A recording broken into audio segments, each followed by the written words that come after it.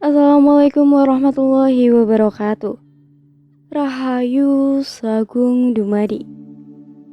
Kembali lagi di channel Babat Nusantara. Pada kesempatan kali ini saya akan menceritakan sejarah tentang Aji Soko.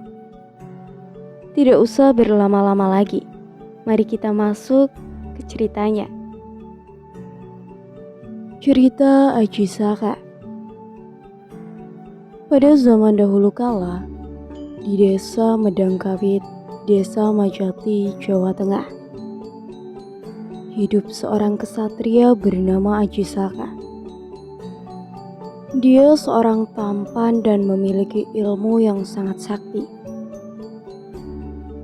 Aji Saka memiliki dua orang punggawa bernama Dora dan Sembada. Mereka berdua setia menemani Aji Saka. Suatu hari, Aji Saka ingin pergi berkelana, bertualang meninggalkan Pulau Majeti. Kemudian Aji Saka pun pergi bersama dengan Dora, sedangkan Sembada tetap tinggal di Pulau Majeti. Sebelum pergi, Aji Saka berpesan kepada Sembada untuk menjaga keris pusaka Aji Saka dan membawanya ke pegunungan Kendeng. Sembada, bawa keris pusaka ini ke pegunungan Kendeng. Jagalah keris ini baik-baik dan jangan serahkan kepada orang lain sampai aku datang kembali untuk mengambilnya. Aji Saka berpesan kepada Sembada. Baik Tuan, saya berjanji akan menjaga keris pusaka ini dan tidak akan memberikan kepada siapapun, jawab Sembada. Pada waktu itu di Jawa ada negeri yang terkenal makmur, aman dan damai, yang bernama Negeri Medang Kamulan. Negeri itu dipimpin oleh Prabu Dewata Cengkar, seorang raja yang berbudi luhur dan bijaksana. Ia selalu memberikan yang terbaik untuk rakyatnya, sehingga negeri Medang Kamulang sejahtera. Namun semuanya berubah. Bermula ketika sang juru masak kerajaan teriris jarinya saat memasak, sehingga potongan kulit dan darahnya pun masuk ke dalam sup yang akan disuguhkan kepada sang raja. Kemudian ia pun menyajikan masakannya kepada Prabu Dewata Cengkar. Prabu Dewata Cengkar langsung melahap habis sup tersebut. Ia merasa sup yang disajikan sangat lezat. Kemudian ia mengutus patihnya yaitu Jugul Muda untuk menanyai juru masak kerajaan. Kemudian sang juru masak berkata bahwa ia tidak sengaja teriris jarinya, menyebabkan kulit dan darahnya tercampur masuk ke dalam sup yang dihidangkan untuk Prabu Dewata Cengkar. Setelah kejadian itu, Prabu Dewata Cengkar memerintahkan kepada patihnya untuk menyiapkan seorang rakyatnya untuk disantap setiap harinya. Sejak itulah, sang Prabu menjadi senang makan daging dan darah manusia, dan sifatnya pun berubah menjadi bengis, jahat, dan senang melihat orang menderita. Negeri Medang Kamulan pun perlahan berubah menjadi negeri yang sepi, karena satu persatu rakyatnya disantap oleh rajanya. Namun ada juga rakyat yang pergi mengungsi ke daerah lain. Aji Saka bersama Dora saat itu tiba di hutan yang sangat lebat. Ketika akan melintas hutan tersebut, tiba-tiba Aji Saka mendengar teriakan seorang laki-laki meminta tolong. Tolong! Tolong! Tolong! Demikian suara itu terdengar. Mendengar teriakan itu, Ajisaka dan Dora segera menuju ke sumber suara tersebut. Tak lama kemudian, mereka mendapati seorang laki-laki parubaya sedang dipukul oleh dua orang perampok. "Hei, hentikan perbuatan kalian!" seru Ajisaka. Kedua perampok itu tidak menghiraukan teriakan Ajisaka. Mereka tetap memukuli laki-laki itu. Melihat tindakan kedua perampok tersebut, Ajisaka pun naik pitam. Dengan secepat kilat, ia melayangkan sebuah tendang keras ke kepala kedua perampok tersebut, hingga tersungkur ke tanah dan tidak sadarkan diri. Setelah itu, ia dan abdinya segera menghampiri laki-laki itu. "Maaf Pak, kalau boleh kami tahu, Bapak dari mana dan kenapa berada di tengah hutan ini?" tanya Ajisaka. Lelaki parubaya itu pun bercerita bahwa dia seorang pengungsi dari negeri Medang Kamulan. Ia mengungsi karena raja di negerinya yang bernama Prabu Dewata Cengkar setiap hari mengincar rakyatnya untuk dihidangkan. Karena takut menjadi mangsa sang raja, lelaki itu kabur dari negeri itu. Ajisaka dan Dori tersentak kaget mendengar cerita laki-laki tua yang baru saja ditolongnya itu. "Hah? Bagaimana itu bisa terjadi, Pak?" tanya Ajisaka dengan heran. Begini Tuan, kegemaran Prabu Dewata Cengkar memakan daging manusia bermula ketika seorang juru masak istana teriris jarinya. Lalu potongan kulit jari dan darahnya itu masuk ke dalam sup yang disajikan untuk sang Prabu.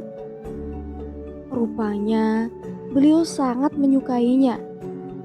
Sejak itulah sang Prabu menjadi senang makan daging manusia dan sifatnya pun berubah menjadi bengis. Jelas lelaki itu.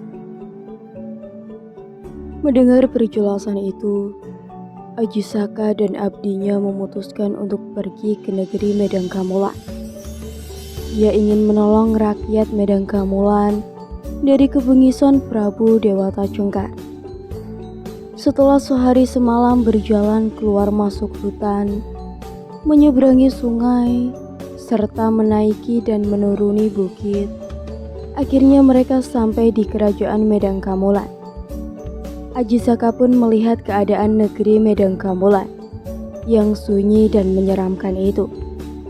Semua penduduk pergi meninggalkan negeri itu. "Apa yang harus kita lakukan, Tuan?" tanya Dora.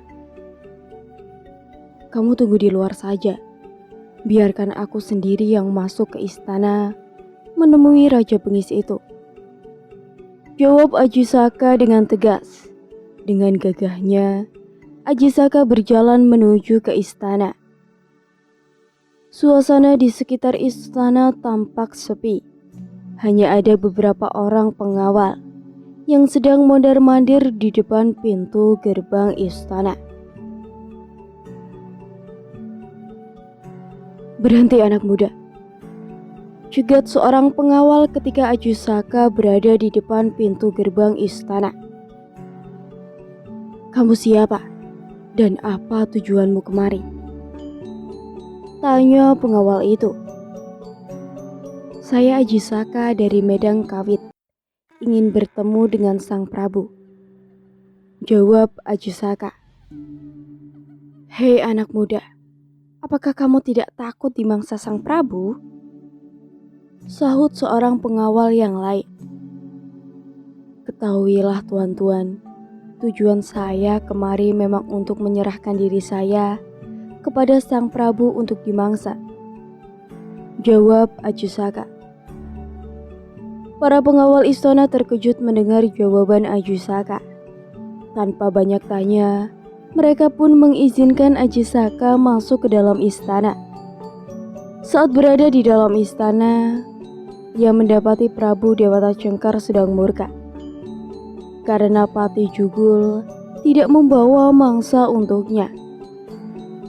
Tanpa rasa takut sedikit pun, ia langsung menghadap kepada sang Prabu dan menyerahkan diri untuk dimangsa. Ampun Gusti Prabu, hamba Ajusaka. Jika Baginda berkenan, hamba siap menjadi santapan Baginda hari ini. Betapa senangnya hati sang Prabu mendapati tawaran makanan. Dengan tidak sabar, ia segera memerintahkan Patih Jugul untuk menangkap dan memotong-motong tubuh Ajusaka untuk dimasak. Ketika Patih Jugul akan menangkapnya, Ajusaka mundur selangkah, lalu berkata, "Ampun Gusti, sebelum ditangkap, hamba ada satu permintaan. Hamba mohon imbalan sebidang tanah seluas serban hamba ini," pinta Ajusaka sambil menunjukkan sorban yang dikenakannya. Permintaan itu dikabulkan oleh sang Prabu. Ajusaka kemudian meminta Prabu Dewata Cengkar menarik salah satu ujung sorbannya. Ajaibnya, sorban itu setiap diulur terus memanjang dan meluas hingga meliputi seluruh wilayah kerajaan Medang Kamulan. Karena saking senangnya mendapat mangsa yang masih muda dan segar, sang Prabu terus mengulur serban itu sampai di pantai Laut Selatan. Kemudian Ajisaka mengibaskan sorban tersebut. Hal ini membuat Prabu Dewata Cengkar terlempar ke laut. Wujud Prabu Dewata Cengkar lalu berubah menjadi buaya putih. Mengetahui kabar tersebut, seluruh rakyat Medang Kamulang kembali dari tempat pengungsian mereka. Ajisaka kemudian dinobatkan menjadi Raja Medang Kamulang, menggantikan Prabu Dewata Cengkar dengan gelar Prabu Anom Aji Soko. Ia memimpin kerajaan Medang Kamulan dengan arif dan bijaksana, sehingga keadaan seluruh rakyatnya pun kembali hidup tenang, aman, makmur, dan sentausa. Setelah beberapa hari, Ajusaka menyuruh Dora pergi ke Pulau Majati untuk mengambil keris pusaka yang dijaga oleh Sembada. "Dora, pergilah ke Pegunungan Kendeng untuk mengambil keris pusakaku. Katakan kepada Sembada bahwa aku yang menyuruhmu," kata Ajusaka. "Baik Tuan," jawab Dora seraya memohon diri. Setelah berhari-hari berjalan, sampailah Dora di Pegunungan Kendeng. Ketika kedua sahabat tersebut bertemu, mereka saling rangkul untuk melepas rasa rindu. Setelah itu, Dora pun menyampaikan maksud kedatangannya kepada Sembada. "Sembada sahabatku, kini Tuan Ajisaka telah menjadi raja negeri Medang Kamulan. Beliau mengutusku kemari untuk mengambil keris pusakanya untuk dibawa ke istana," ungkap Dora. "Tidak sahabatku, Tuan Ajisaka berpesan kepadaku bahwa keris ini tidak boleh diberikan kepada siapapun, kecuali beliau sendiri yang datang mengambilnya," kata Sembada dengan tegas. Sembada yang patuh pada pesan Ajusaka tidak membiarkan keris pusaka itu ke Dora. Dora tetap memaksa agar pusaka itu segera diserahkan. Akhirnya, keduanya bertarung tanpa ada yang mau mengalah. Mereka bersikeras mempertahankan tanggung jawab masing-masing dari Ajusaka. Mereka bertekad lebih baik mati daripada mengkhianati perintah tuanya. Akhirnya, terjadilah pertarungan sengit antara kedua orang bersahabat tersebut. Namun karena mereka memiliki ilmu yang sama kuat dan tangguhnya, sehingga mereka pun mati bersama.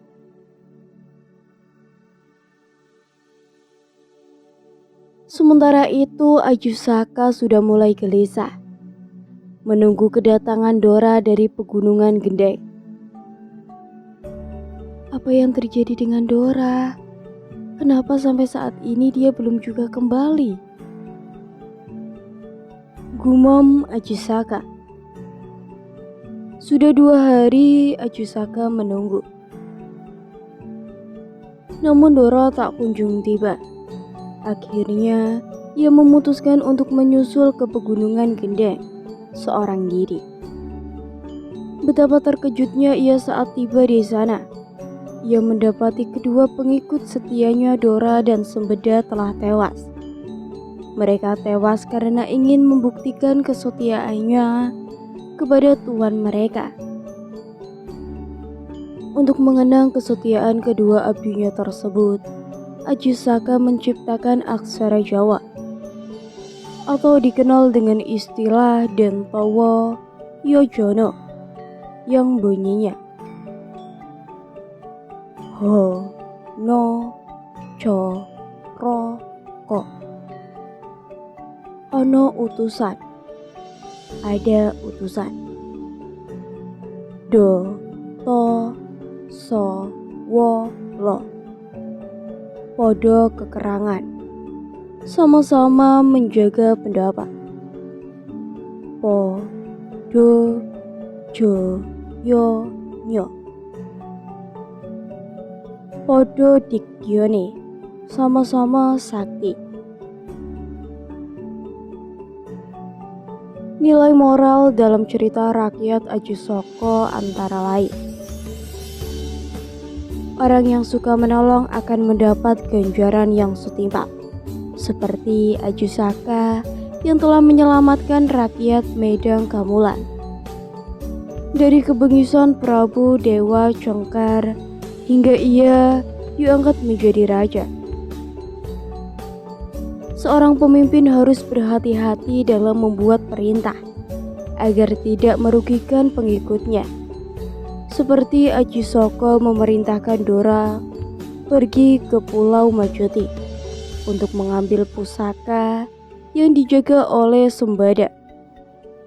Sebelumnya Ajusaka juga memberi perintah kepada Sambada agar Sambada tidak boleh menyerahkan pusaka itu kepada siapapun kecuali Ajusaka, karena sama-sama memegang amanat. Sambada dan Dora pun bertarung hingga keduanya tewas.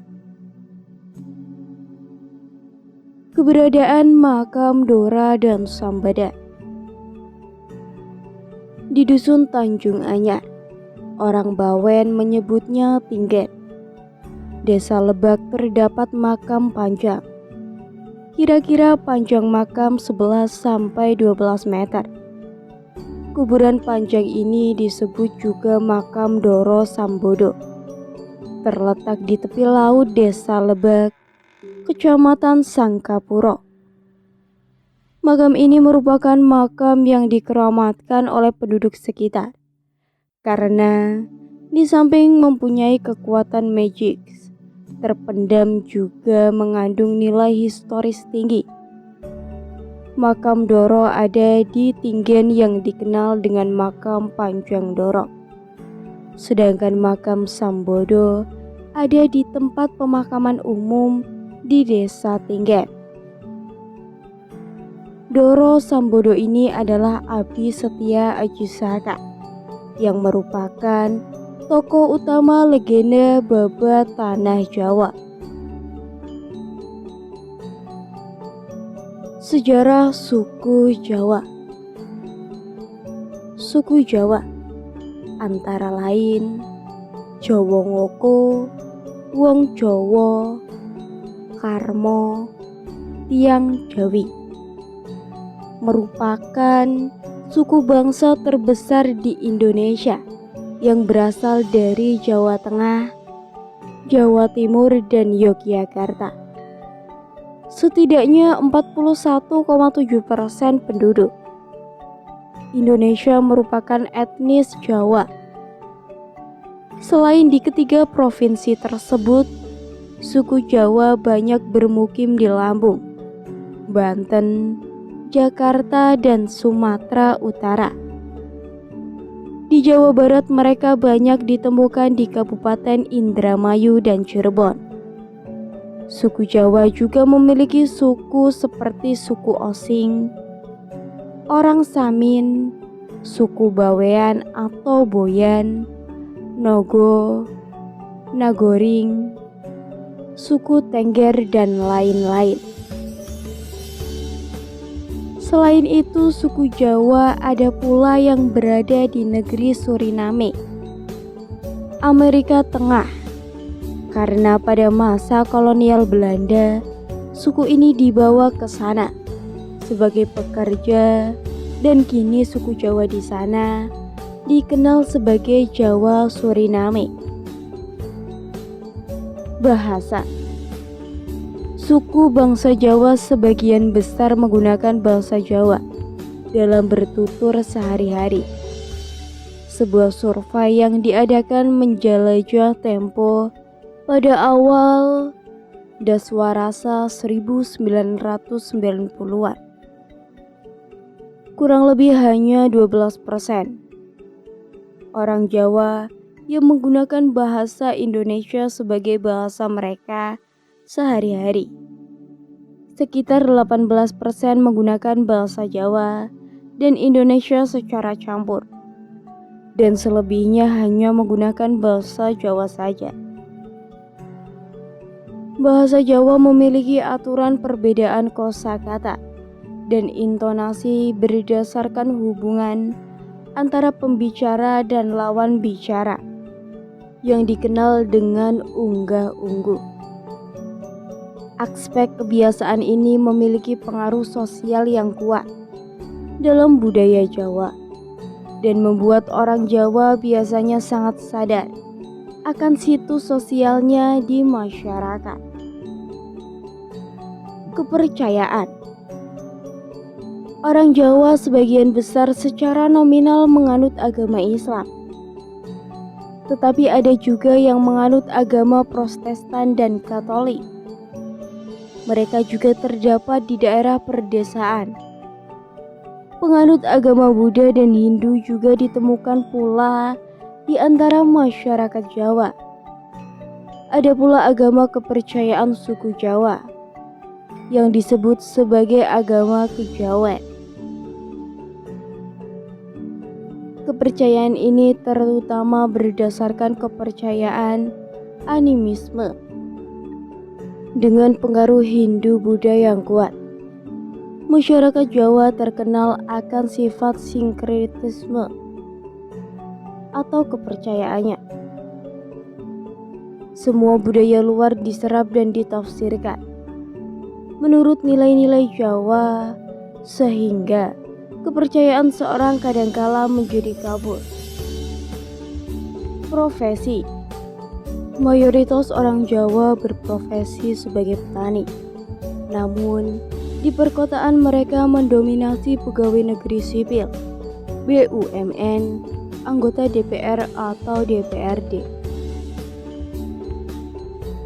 pejabat eksekutif, pejabat legislatif, pejabat kementerian, dan militer.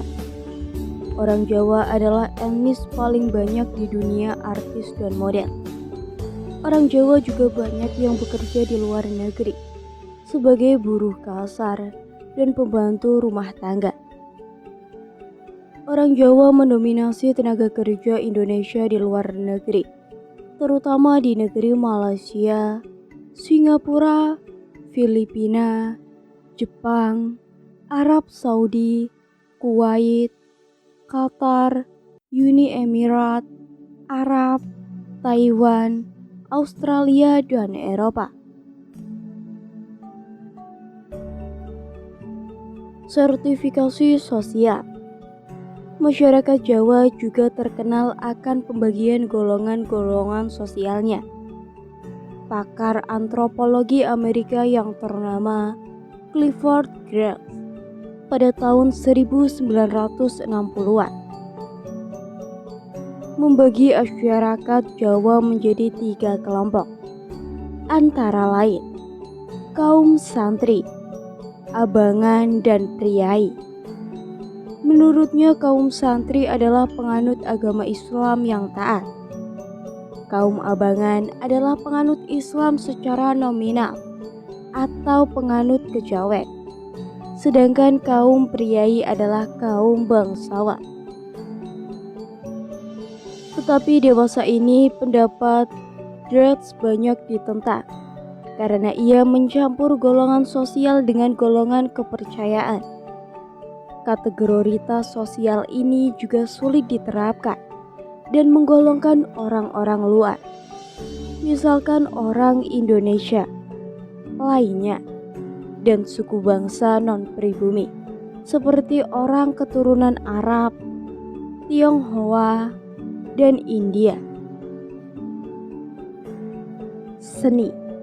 Orang Jawa terkenal dengan budaya seninya yang terutama dipengaruhi oleh agama Hindu-Buddha, yaitu pementasan wayang, repertoar cerita wayang, atau lakon sebagian besar berdasarkan Wiratacarita Ramayana dan Mahabharata. Selain pengaruh India, pengaruh Islam dan dunia barat, ada pula seni batik dan keris merupakan 2 bentuk ekspresi masyarakat Jawa. Musik gamelan yang juga dijumpai di Bali memegang peran penting dalam kehidupan budaya dan tradisi Jawa. Semoga cerita ini bermanfaat bagi kalian semua. Tetap dukung channel Babat Nusantara. Jangan lupa like, komen, dan subscribe. Saya pamit undur diri. Rahayu, rahayu, rahayu.